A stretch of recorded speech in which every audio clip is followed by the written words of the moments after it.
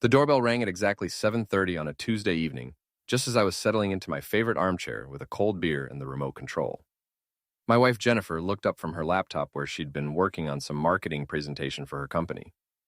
"Are you expecting someone?" I asked, already knowing the answer from her surprised expression. "No, not really," she said, closing the laptop and smoothing down her blonde hair. "Maybe it's a delivery?" I hauled myself up from the chair, my 34-year-old knees creaking slightly from a long day of managing construction sites. As a project manager for Henderson Construction, I spent most of my days on my feet, coordinating with contractors, reviewing blueprints, and making sure everything stayed on schedule and within budget. The last thing I wanted was an unexpected visitor interrupting my precious few hours of relaxation. Through the peephole, I could see a woman I didn't recognize standing on our front porch. She was probably in her late 20s, with dark hair pulled back in a messy bun and wearing what looked like expensive designer clothes. She was tapping her foot impatiently and checking her phone. "Who is it, Dave?" Jennifer called from the living room. I opened the door, keeping the chain lock engaged. "Can I help you?" The woman looked up with an expression that immediately put me on edge. There was something entitled and demanding in her eyes, like she was already annoyed that I hadn't opened the door fast enough. "Finally," she said, as if I'd kept her waiting for hours instead of the 30 seconds it took me to get to the door. "I'm looking for Jennifer Martinez. I was told she lives here." "Jennifer's my wife," I said carefully. "And you are?" "I'm Melissa," she said, as if that should mean something to me. "Jennifer's cousin. I just flew in from Los Angeles and I need a place to stay for a while." I felt my stomach drop.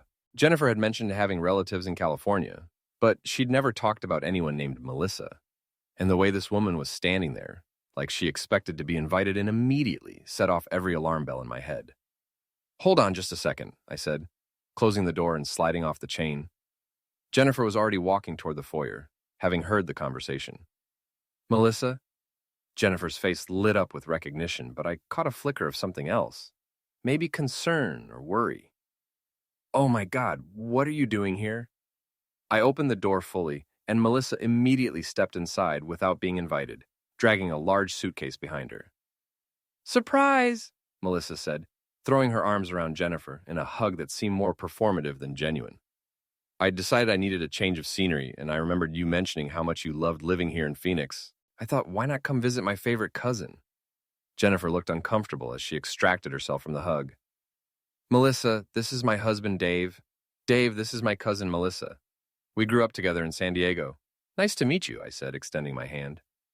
Melissa barely glanced at it before turning back to Jennifer. "So, I was hoping I could crash here for a little while," Melissa continued, as if my presence was irrelevant.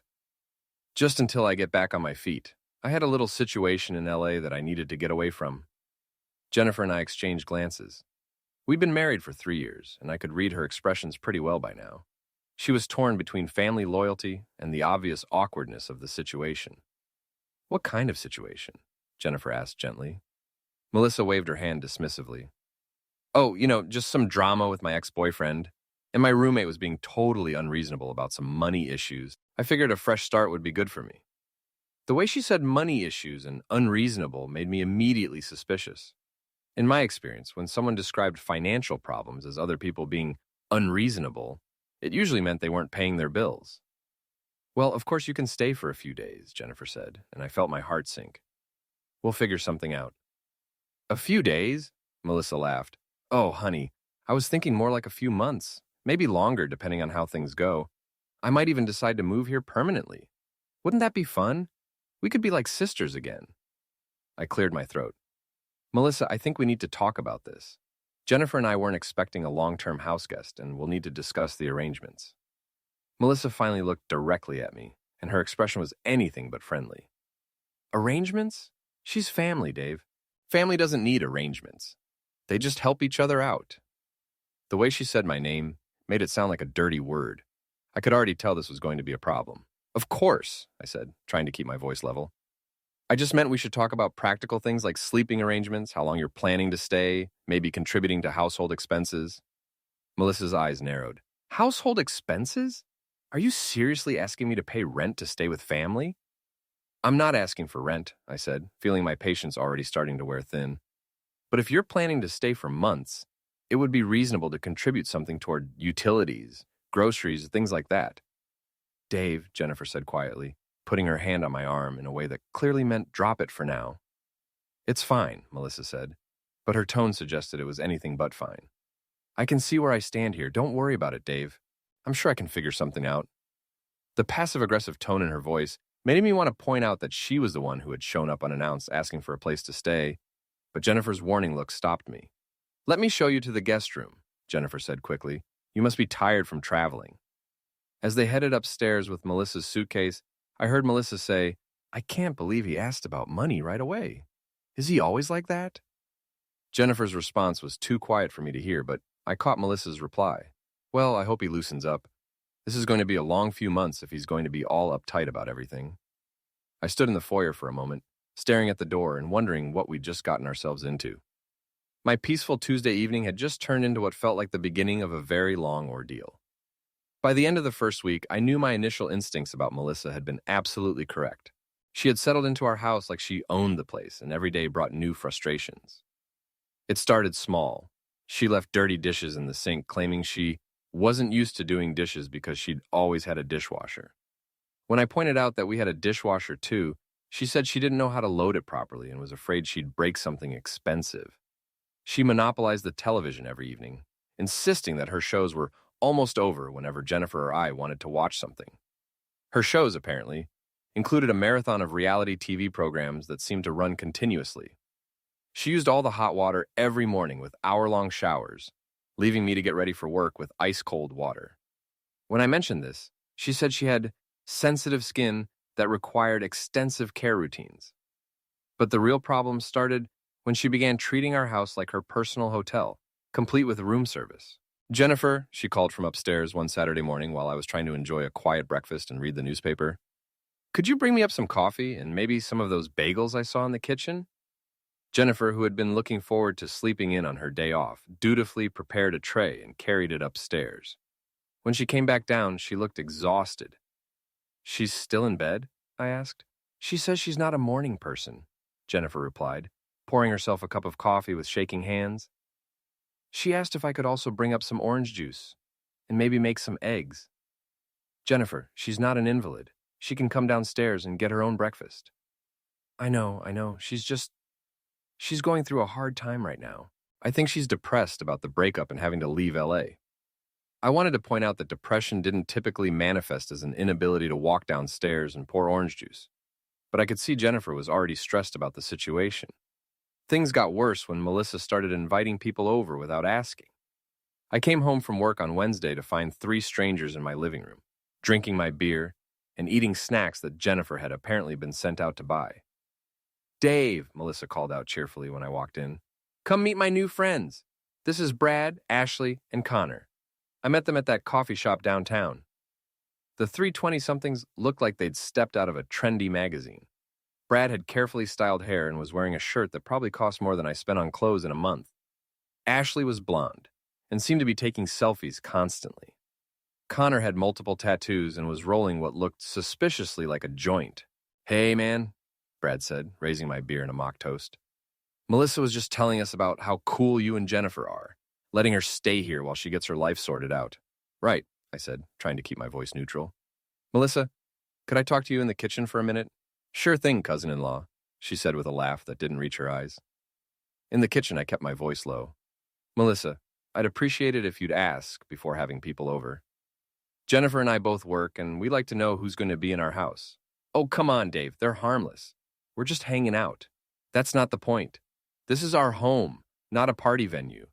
And I'm pretty sure that guy is smoking marijuana in my living room. Melissa rolled her eyes. It's just a little weed. God, you really are uptight, aren't you? Jennifer said, you could be a little rigid, but I didn't realize it was this bad. The fact that she was claiming Jennifer had said negative things about me hit like a punch to the gut. What exactly did Jennifer say about me being rigid? Oh, just that you like things a certain way, that you get stressed when your routine gets disrupted. She said you're a good guy, but you need to learn to relax more. I felt anger rising in my chest, but I forced myself to stay calm.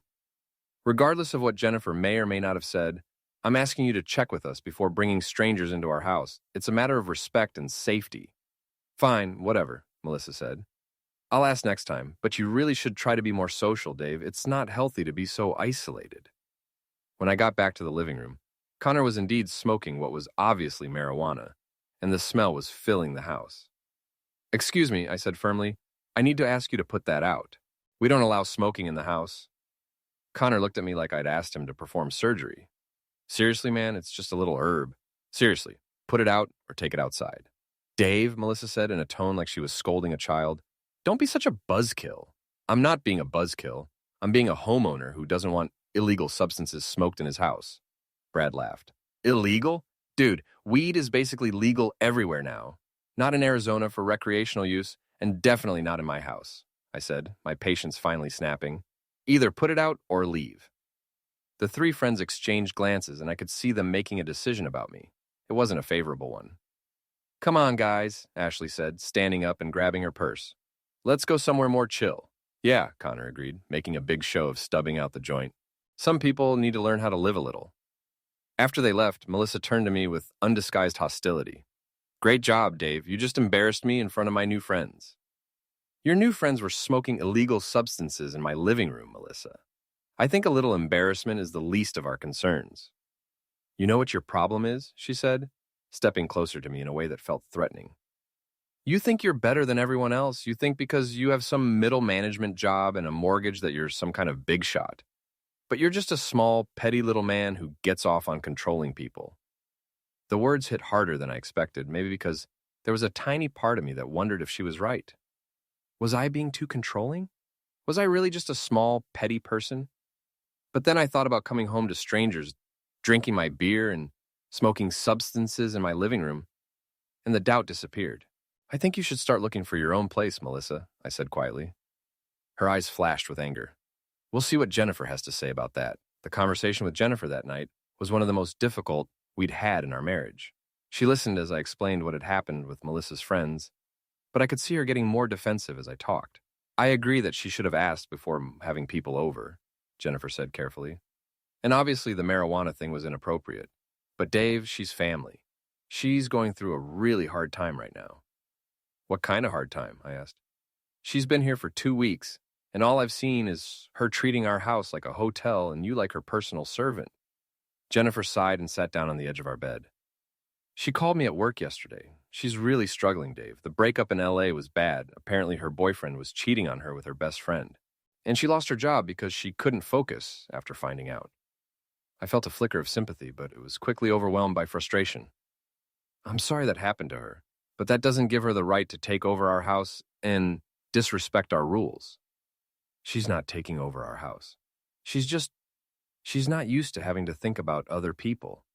She lived alone for a long time. Jennifer, she had you bring her breakfast in bed like you're her maid. She's using all the hot water, monopolizing the TV, and now she's bringing strangers over to smoke substances in our living room. How is that not taking over our house?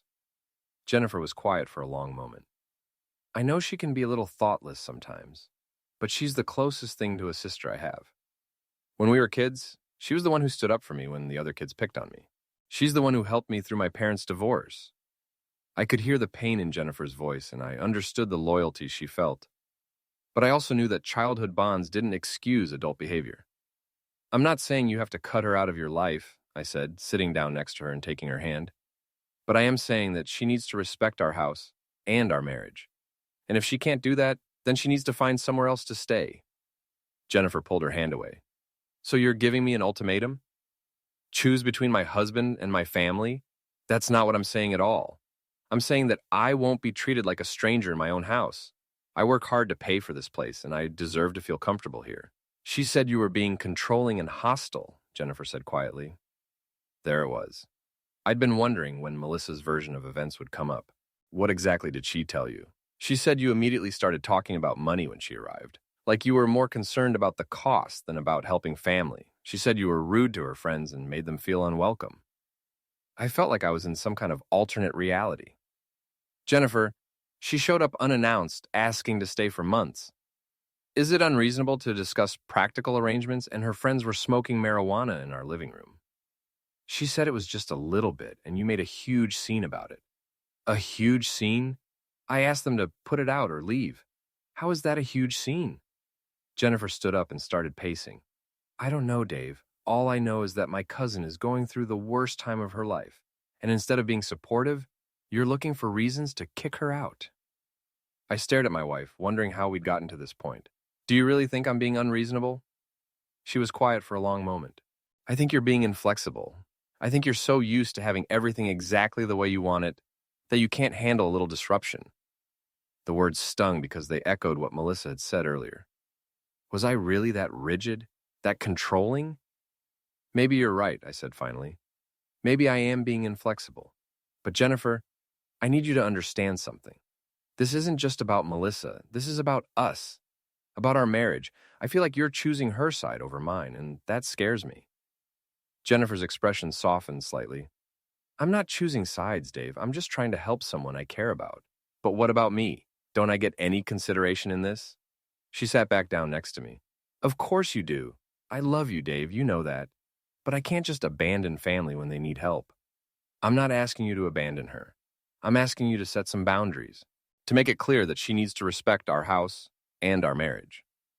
Jennifer nodded slowly. Okay, I'll talk to her tomorrow. I'll make it clear that she needs to ask before having people over and that she needs to be more considerate about things like the hot water and the dishes. It felt like a small victory, but I could tell from Jennifer's tone that she wasn't happy about it, and I had a sinking feeling that this conversation wasn't going to solve our problems. I was right. The next evening, I came home to find Melissa in the kitchen, slamming pots and pans around with obvious anger. How was your day? I asked cautiously. She turned to me with fury in her eyes. Oh, just great, Dave. Really fantastic. Jennifer told me about your little list of rules. They're not rules, Melissa.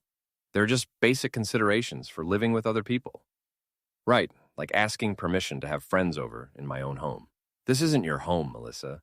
It's our home, and Jennifer and I live here too. You know what I think? She said, stepping closer to me. I think you're threatened by me being here. I think you're worried that Jennifer will remember what it's like to have fun, to be spontaneous, to not have to ask permission for every little thing. The accusation hit close to home, and I felt my defenses rising. That's ridiculous.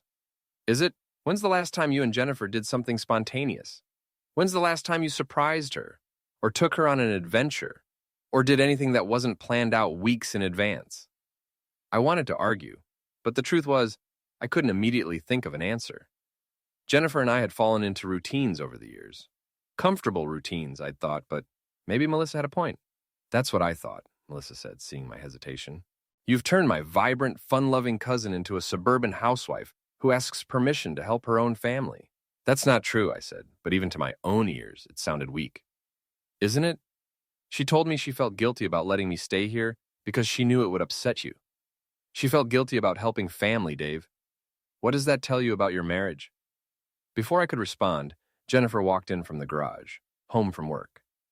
Hi, honey, she said to me, but I could see the tension in her shoulders. Hi, Melissa.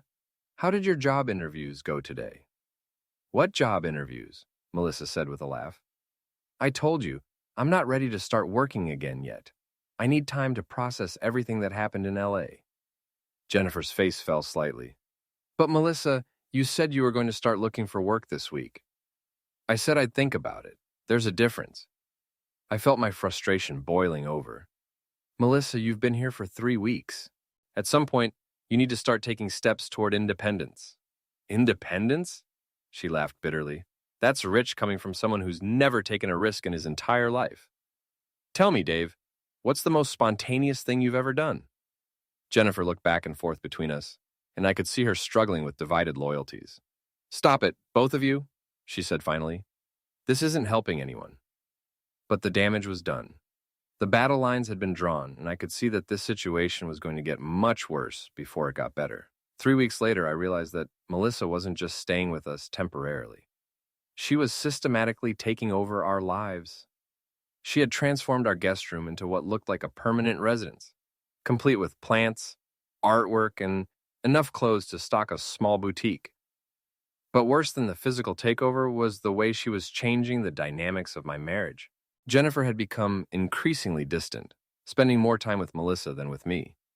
They would have long conversations that stopped abruptly when I entered the room. They went shopping together, went to lunch together, and spent evenings watching movies while I sat alone in the den. The final straw came on a Friday night when I got home from work to find a note on the kitchen counter. Gone out with Melissa. Don't wait up. I sat in my empty house, eating a microwave dinner and watching television alone, and realized that I felt like a stranger in my own life. This wasn't what I'd signed up for when I got married. The next morning, I decided to have a serious conversation with Jennifer. I found her in the kitchen, making coffee for herself and Melissa. Jennifer, we need to talk. She looked up with an expression that was already defensive. If this is about Melissa again, Dave, I really don't want to fight. It's not about Melissa specifically, it's about us, about our marriage. That got her attention. She set down the coffee pot and looked at me with concern. What do you mean? I mean that I feel like I'm losing my wife. We barely spend time together anymore. We don't talk about anything except Melissa. I feel like I'm living with two strangers. Jennifer's expression softened slightly. Dave, I'm sorry. I know I've been distracted lately, but Melissa really needs support right now. What about what I need? What about what our marriage needs? Before Jennifer could answer, Melissa appeared in the doorway wearing one of Jennifer's robes. Good morning, you two, she said cheerfully. What's all this serious talk about? Dave and I were just discussing some things, Jennifer said carefully. Let me guess, Melissa said, rolling her eyes. Dave's complaining about me again. I'm not complaining about you, Melissa. I'm trying to have a conversation with my wife about our marriage. Your marriage that you're trying to blame me for having problems with? Melissa shot back. Maybe the problem isn't me, Dave. Maybe the problem is that you're a controlling, inflexible person who can't handle sharing Jennifer's attention. I felt my temper finally snap. You know what, Melissa? You're right. I am having trouble sharing my wife's attention, especially when the person I'm sharing it with is a selfish, entitled freeloader who's been taking advantage of our hospitality for over a month. Dave, Jennifer gasped. A freeloader? Melissa's voice rose to a near shout. I'm family, you a hole! Family doesn't mean you get to live here rent-free indefinitely while treating us like your personal staff. I don't treat you like staff. Really? Then who's been bringing you breakfast in bed every morning? Who's been doing your laundry? Who's been cleaning up after your friends when they come over and trash the living room? That's enough. Jennifer stepped between us. Both of you, just stop. But we were both too angry to stop. You want to know what your problem is, Dave? Melissa continued. You're jealous. You're jealous that Jennifer has someone in her life who actually understands her, who actually supports her dreams instead of trying to keep her trapped in some boring suburban prison. What dreams am I keeping her from? I demanded. She wanted to go back to school and get her master's degree, but you convinced her it was too expensive. She wanted to travel, but you said you couldn't take time off work. She wanted to move to a bigger city, but you said Phoenix was practical. I looked at Jennifer, shocked. Is that true? Do you feel like I've been holding you back? Jennifer looked miserable. Dave, it's not that simple. Yes, it is that simple, Melissa interjected. He's been slowly crushing your spirit for years, and you've been too loyal to admit it. Shut up, Melissa, I said, my voice deadly quiet. This is between me and my wife. Don't you dare tell me to shut up in my own home. This is not your home, I exploded. This is my home. I pay the mortgage, I pay the utilities, I pay for the groceries that you eat and the hot water that you use up every morning. You contribute absolutely nothing except drama and manipulation. Dave, please, Jennifer said, tears starting to form in her eyes. No, Jennifer, I'm done being reasonable. I'm done being understanding. Melissa, you have 1 week to find somewhere else to live. Melissa's face went pale, then red with fury. You can't kick me out. Jennifer, tell him he can't kick me out. Jennifer looked back and forth between us, and I could see her struggling with an impossible choice. I need some time to think, she said finally. There's nothing to think about, I said. Either she goes or I do. The words hung in the air like a bomb that had just exploded. I hadn't planned to give an ultimatum, but there it was. Dave, Jennifer whispered, you don't mean that. But looking at the two of them, at the way they automatically stood together against me, I realized that I did mean it. 1 week, I repeated, and walked out of the kitchen. The week that followed was the worst of my marriage. Jennifer barely spoke to me, and when she did, it was with a coldness I'd never experienced from her before. Melissa, meanwhile, seemed to take pleasure in making the situation as uncomfortable as possible. She made pointed comments about people who abandon family and men who try to control their wives. She left passive-aggressive notes around the house about feeling unwelcome in her own family. She even started crying loudly on phone calls with other relatives, describing how heartless and cruel I was being. But the worst part was watching Jennifer pull away from me. She started sleeping in the guest room with Melissa, claiming that I was too angry to be around. She stopped cooking dinner, stopped asking about my day, stopped doing all the little things that had made our house feel like a home. I tried to reach out to my friends for support, but that's when I discovered how thoroughly Melissa had poisoned the well. I called my best friend Tom, who I'd known since college. We usually got together every few weeks to watch sports or grab a beer.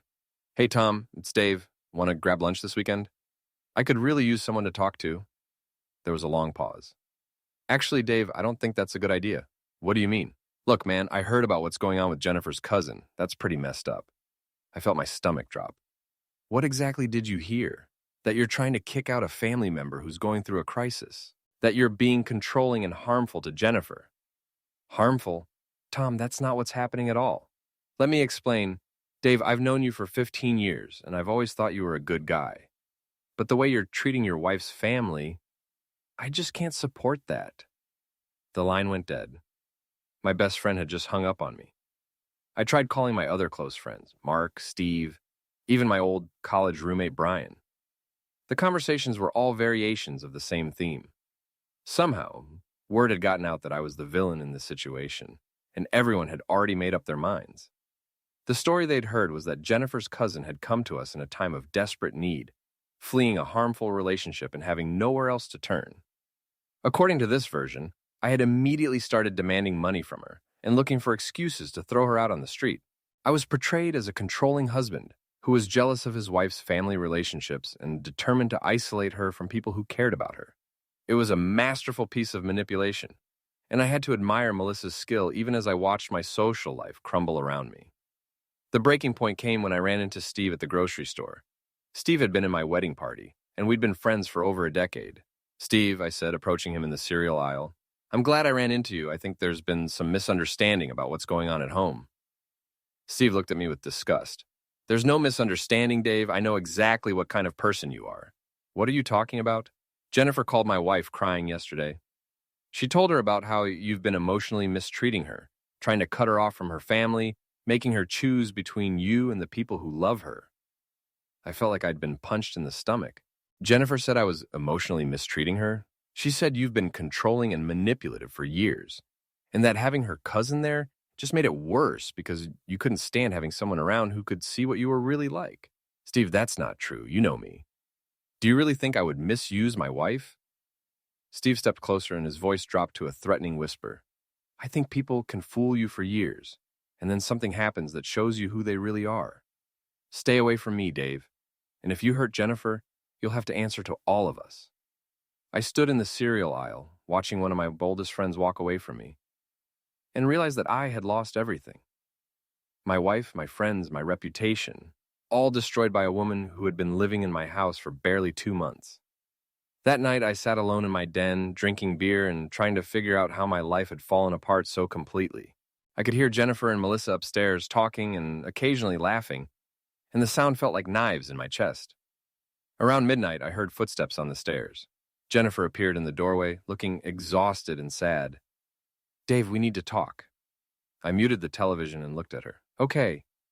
She sat down on the couch across from me, maintaining distance. "I've been thinking about what you said, about the ultimatum." My heart started pounding, and I think maybe we need some time apart. The words hit me like a physical blow. "Jennifer, no, please. We can work this out. Can we? Because it feels like you hate me right now. It feels like you resent everything about our life together. I don't hate you. I love you more than anything in the world. That's why this whole situation has been so hard for me." Jennifer started crying. "I love you too, Dave, but I can't abandon family. I can't be the kind of person who turns her back on someone who needs help. Even if helping her destroys our marriage, she won't be here forever once she gets back on her feet." "Jennifer, she's not trying to get back on her feet. She's not looking for jobs. She's not saving money. She's not making any effort to become independent. She's planning to stay here permanently, and she's using your guilt and loyalty to make that happen." Jennifer shook her head. "That's not true. She's just going through a hard time." "It's been 2 months, Jennifer. At what point does going through a hard time become taking advantage of people who care about you? We sat in silence for a long moment. Finally, Jennifer spoke. I think you should stay somewhere else for a while, just until we can figure things out. I stared at her, unable to believe what I was hearing. You're kicking me out of my own house? I'm asking you to give us some space to work through this. Us? You mean you and Melissa? I mean all of us. This situation is toxic, Dave. Everyone is miserable. I'm miserable because I'm being pushed out of my own life by someone who doesn't belong here. Jennifer stood up. And that right there is the problem. You don't think she belongs here because she's not convenient for you, because she disrupts your routine and challenges your control. I realized that nothing I said was going to change her mind. Melissa had won completely. Fine, I said, standing up. I'll pack a bag. As I headed upstairs to get some clothes, I heard Melissa's voice from the guest room. Is he finally leaving? And Jennifer's response, for now. I packed a suitcase with shaking hands, grabbed my laptop and some work clothes, and walked out of the house I'd thought of as my home. As I drove to a nearby hotel, I caught a glimpse of Melissa watching me from the upstairs window, and I swear she was smiling. Living in a hotel for 3 weeks gave me a lot of time to think, and most of those thoughts were dark. I'd lost my wife, my friends, and my home to someone who had manipulated the situation so skillfully that I was now seen as the villain in my own life story. But it also gave me time to do some research. I'd always been good at investigation and problem solving. It was part of what made me successful in construction management. So I decided to apply those skills to understanding exactly who Melissa really was and what had really happened in Los Angeles. It started with social media. Melissa's Instagram and Facebook profiles painted a picture of someone who lived far beyond her means, constantly posting photos from expensive restaurants, high-end shopping trips, and luxury vacations. But the post stopped abruptly about 3 months ago, right around the time she would have left LA. I created a fake profile and started reaching out to people who had commented on her posts or appeared in photos with her. Most didn't respond, but a few were willing to talk. The picture that emerged was very different from the story Melissa had told Jennifer. According to her former roommate, who I found through mutual friends, Melissa hadn't been the victim of an unreasonable roommate. She had been freeloading for months, promising to pay rent next week while spending money on clothes and entertainment.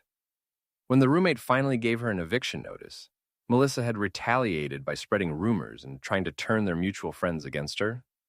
The ex-boyfriend situation was similarly distorted.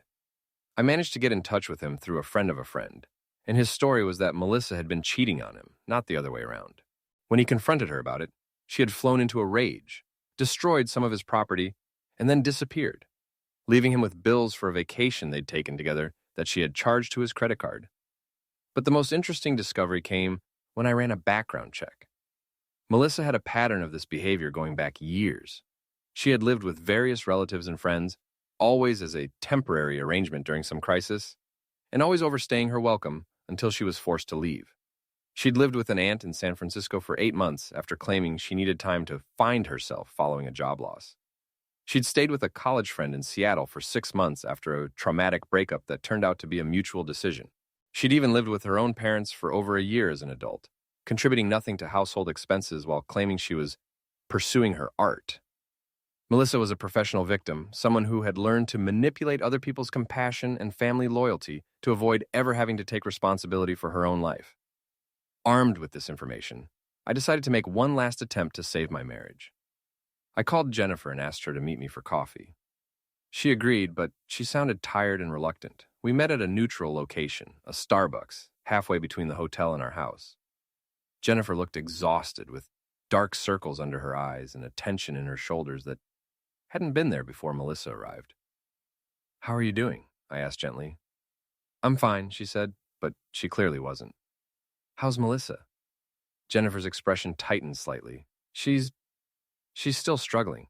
She had a panic attack last week when I suggested she might want to start looking at job listings." "A panic attack?" She said the pressure was too much, that she wasn't ready to face the working world again after everything she'd been through. I pulled out a folder I'd prepared with printouts of everything I'd discovered. "Jennifer, I need to show you something." For the next 30 minutes, I walked her through the evidence I'd gathered, the pattern of behavior, the lies about what had happened in LA, the history of taking advantage of family and friends. Jennifer listened in silence, her face growing paler as I presented each piece of information. "This doesn't prove anything," she said finally, but her voice lacked conviction. "It proves that she's lied to you about everything. Her ex-boyfriend didn't cheat on her. She cheated on him. Her roommate wasn't unreasonable. Melissa was freeloading and refusing to pay rent. And this isn't the first time she's done this. She's made a career out of manipulating people who care about her." Jennifer stared at the papers in front of her. "Even if this is true, she's still family, Dave. She's still someone who needs help. At what cost, Jennifer? Look at what this has done to us. Look at what it's done to you. When's the last time you smiled? When's the last time you felt happy?" Jennifer's eyes filled with tears. "I don't know. I feel like I'm trapped between two people I care about. And no matter what I do, someone gets hurt." "You're not trapped, Jennifer. You're being manipulated. Melissa is using your guilt and your sense of family loyalty to control you. But what if you're wrong? What if she really is going through a crisis and needs support?" I leaned forward and took her hands. "Then she can get support from a therapist, from social services, from any number of resources that exist to help people in crisis. She doesn't need to destroy our marriage to get help." Jennifer was quiet for a long time, staring at our joined hands. "I miss you," she said finally. "I miss you too, more than you know. But I don't know how to fix this. I don't know how to make everyone happy. You can't make everyone happy, Jennifer. That's what Melissa is counting on. Your need to please everyone and avoid conflict. But sometimes you have to choose." Jennifer looked up at me with tears in her eyes. "And if I choose you, I'm abandoning family. If I choose her, I'm destroying my marriage. If you choose me, you're choosing the person who's committed to building a life with you. If you choose her, you're choosing someone who's shown a pattern of taking advantage of people and then moving on when they stop being useful." We sat in silence for several minutes. Finally, Jennifer spoke. "I need time to think about this." "How much time?" "I don't know. But Dave, if I do this, if I ask her to leave, I need to know that you're not going to hold this whole situation against me forever." I squeezed her hands. "Jennifer, I love you. I want our marriage to work. But I also need to know that you're choosing us, not just giving in to my ultimatum." She nodded slowly. "Give me a few days." As we parted ways in the parking lot, I felt a tiny spark of hope for the first time in weeks. But I also knew that Melissa wasn't going to give up without a fight. I was right about Melissa not giving up without a fight. 2 days after my coffee meeting with Jennifer, I got a call from my brother-in-law, Mark. "Dave, what the heck is going on over there?" Mark's voice was angry and confused. "I just got a call from some woman claiming to be Jennifer's cousin, saying you've been mistreating Jennifer and that she needs help." My heart sank. "What exactly did she tell you?" "She said you've been isolating Jennifer from her family, that you've been emotionally and financially controlling, and that you're threatening to throw her out on the street. She asked if Jennifer could come stay with us until she could figure out how to leave safely." I closed my eyes and took a deep breath. "Mark, none of that is true." "Then what is true? Because Jennifer hasn't returned my calls and this woman seemed to know a lot of personal details about your marriage."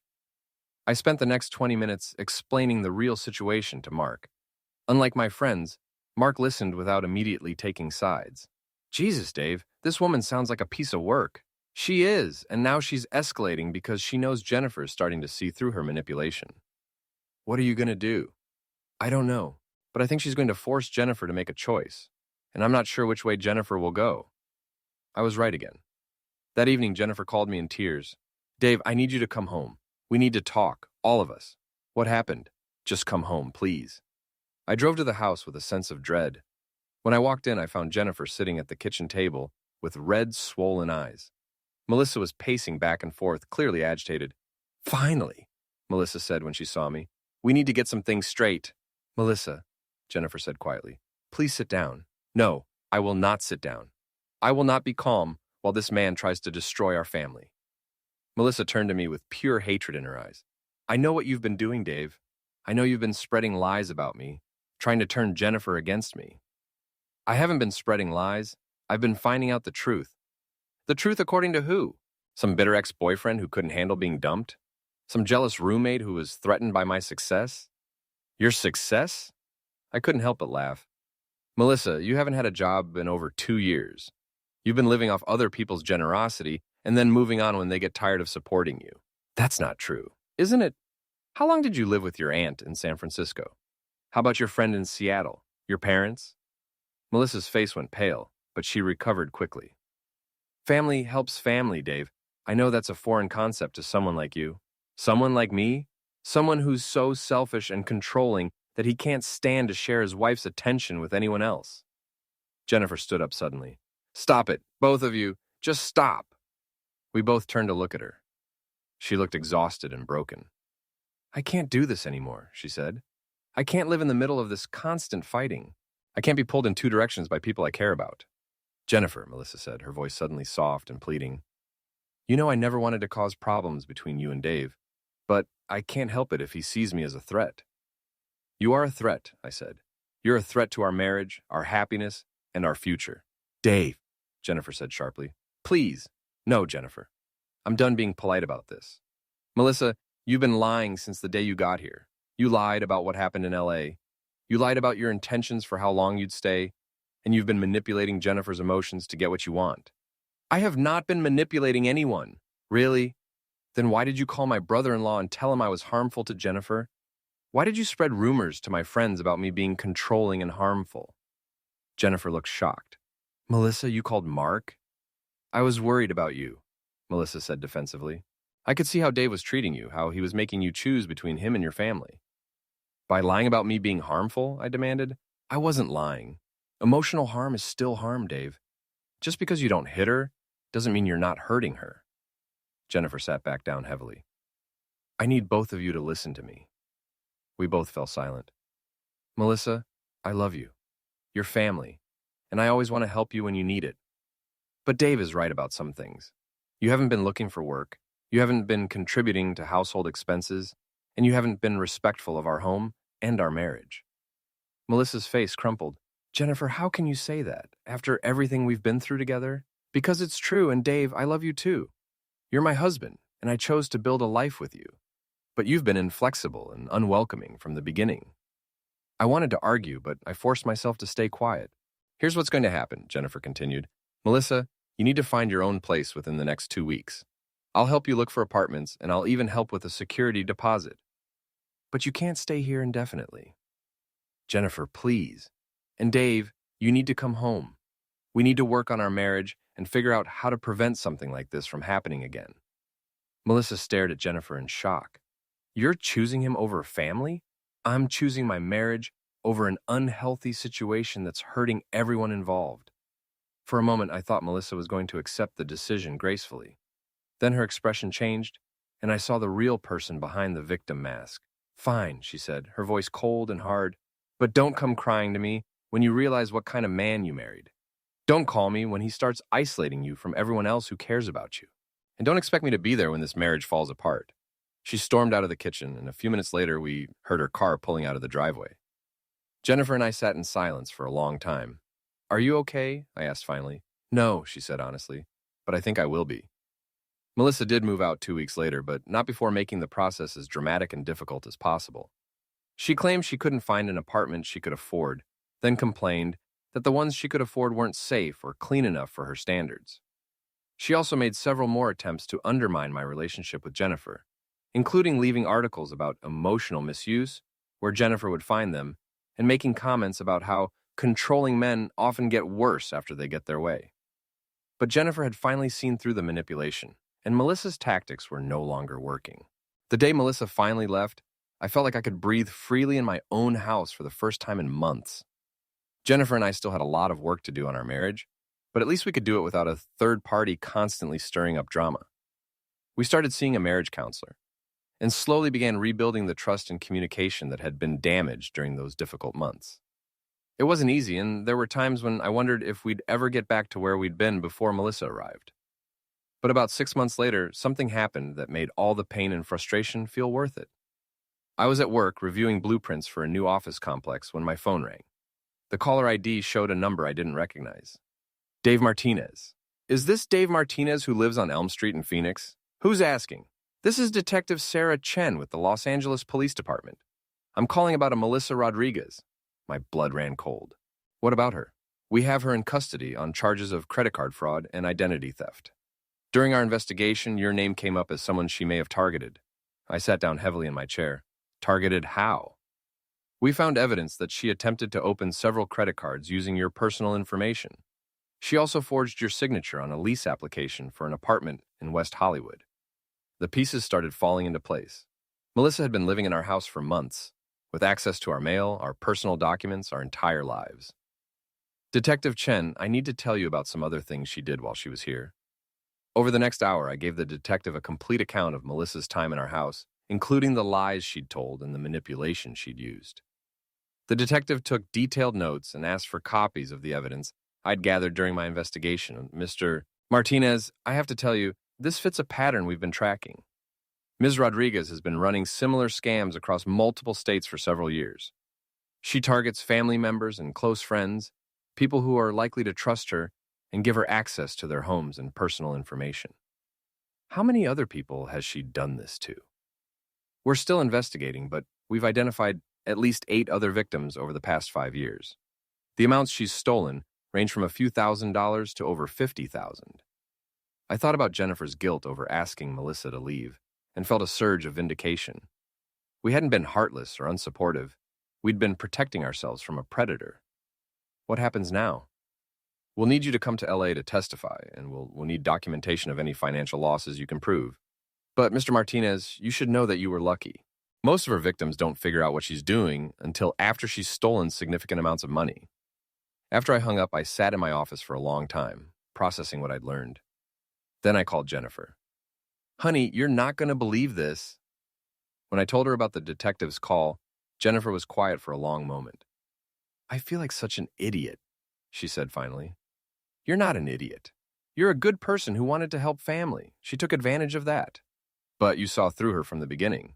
I was suspicious from the beginning, I corrected. But I didn't know she was a criminal. I just knew something felt wrong. That evening, we sat together on our couch in our house without any unwanted guests, and talked about everything that had happened. I owe you an apology, Jennifer said. I should have listened to your concerns earlier. I should have trusted your instincts. And I owe you an apology too, I replied. I could have been more patient, more understanding of your position. Do you think our friends will ever believe the truth about what happened? I thought about Tom, Steve, Mark, and all the others who had cut me off based on Melissa's lies. The real friends will, I said, and the ones who don't, maybe they weren't as good friends as I thought. 3 months later, we flew to Los Angeles for Melissa's trial. It was surreal sitting in a courtroom, listening to prosecutor detail the extent of her crimes. She had stolen over $200,000 from various victims, destroyed several relationships and families, and left a trail of financial and emotional devastation across 4 states. When it was my turn to testify, I looked directly at Melissa as I described what she had done to our marriage and our lives. She stared back at me with the same entitled, angry expression she'd worn the day she tried to convince Jennifer I was harmful. But this time, no one was buying her victim act. The judge sentenced her to 5 years in prison and ordered her to pay restitution to all her victims. As the bailiff led her away in handcuffs, she turned and looked at me one more time. "This is all your fault," she mouthed silently. I smiled and mouthed back, "No, it's not." 2 years later, Jennifer and I were stronger than we'd ever been. The crisis with Melissa had forced us to examine our marriage, our communication, and our priorities. We'd learned to trust each other more completely and to face challenges as a team rather than allowing outside forces to divide us. Some of our old friends had come back around once the truth about Melissa came out. Others never did, and I realized that was probably for the best. Real friends don't abandon you based on rumors and one-sided stories.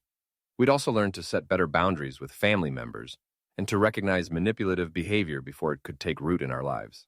But the best part of the whole experience was the lesson in justice it provided. Melissa had spent years perfecting her ability to manipulate people's emotions, to exploit their compassion and family loyalty for her own benefit. She'd gotten away with it again and again because good people wanted to believe her stories and help someone in need. But eventually her lies caught up with her. Eventually her victims compared notes and the truth came out. Eventually she faced real consequences for her actions. I kept a newspaper clipping from her sentencing in my desk drawer, not out of vindictiveness, but as a reminder that sometimes patience and persistence pay off. Sometimes the people who seem to be getting away with everything eventually face justice. And sometimes the person who was painted as the villain gets to have the last laugh after all. Jennifer and I never heard from Melissa again after the trial. We heard through family members that she was released after serving 3 years, but she never tried to contact us or ask for help. I like to think she'd learned her lesson, but I suspected she'd just gotten better at covering her tracks. Either way, it was no longer our problem. On quiet evenings when Jennifer and I were sitting together in our peaceful house, watching television or reading books, I sometimes thought about those terrible months when our lives had been turned upside down by someone who had no right to be there. And I smiled, knowing that, in the end, truth and justice had prevailed.